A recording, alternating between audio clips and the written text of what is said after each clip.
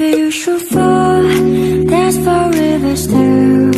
Cause when you're in love, it might a different view. দুপুরে রান্না বান্না শেষ করতেই দেখি আকাশ পুরো অন্ধকার ভেঙে চুরে সব চলে আসছে। তার একটু পরেই অনেক বৃষ্টি শুরু হয়ে গিয়েছিল। তখনই মন চাইছিল যে একটু খিচুড়ি রান্না করি, কিন্তু তখন তো আমার রান্না বান্না দুপুরের শেষ। তখন আর খিচুড়ি রান্না না করে বৃষ্টিটা একটু উপভোগ করলাম।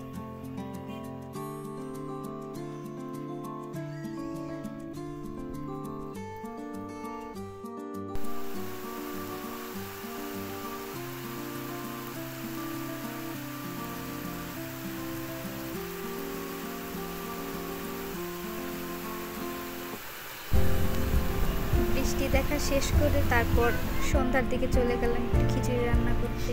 হাতের কাছে যা ছিল তা দিয়ে অল্প করে একটু খিচুড়ি বসিয়ে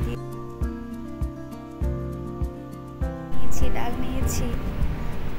এই যে বৃষ্টি হচ্ছে, তখন বৃষ্টি শেষ।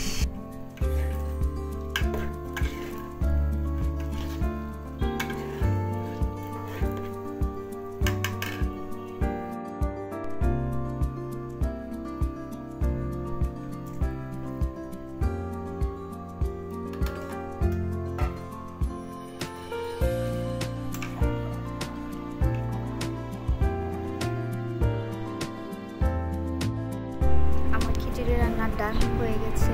একটু পরে আম্মু আর আমার ভাই আসছিল আজকে, তারপর তাদেরকে খাবার সার্ভ করে দিয়েছিল, সেটা আর ভিডিও করা হয় নাই, খুব তাড়াহুড়ায় ছিলাম।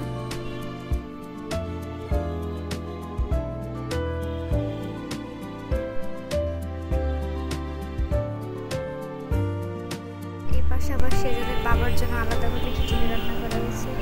আমরা হচ্ছে পোলার চাল দিয়ে খিচুড়ি খাই, কিন্তু সেদের বাবা পোলার চাল দিয়ে খিচুড়ি খায় না, তার জন্য ভাতের চাল দিয়ে সবজি দিয়ে আলাদা করে চিকেন খিচুড়ি রান্না করে দিয়েছি।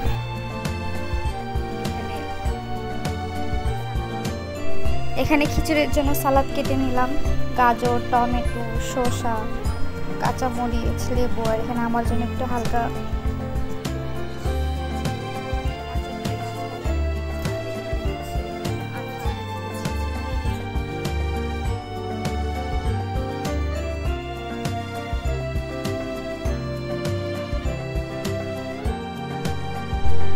আজকে আসার সময় আমার পছন্দের নকশি পিঠা নিয়ে আসছে। যারা নরসিংদী তারা জানে যে নকশি পিঠা কত মজা।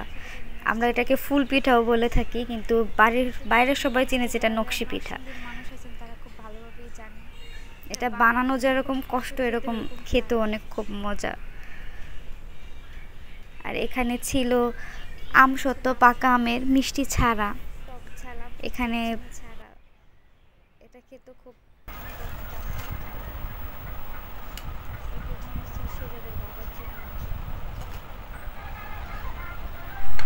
তাছাড়াও দুধ ছিল, সেগুলো ফ্রিজে রেখে দিয়েছি। আর এটা হচ্ছে আমার বাবার বাড়ির আম।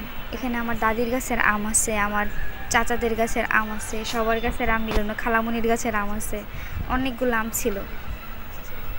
বাড়ির গাছে ফরমালিন ছাড়া আম, একদম টাটকা ফ্রেশ, কোনো ফরমালিন নেই এগুলোতে। তাছাড়া আবার বিকেলে সেজাদের বাবাও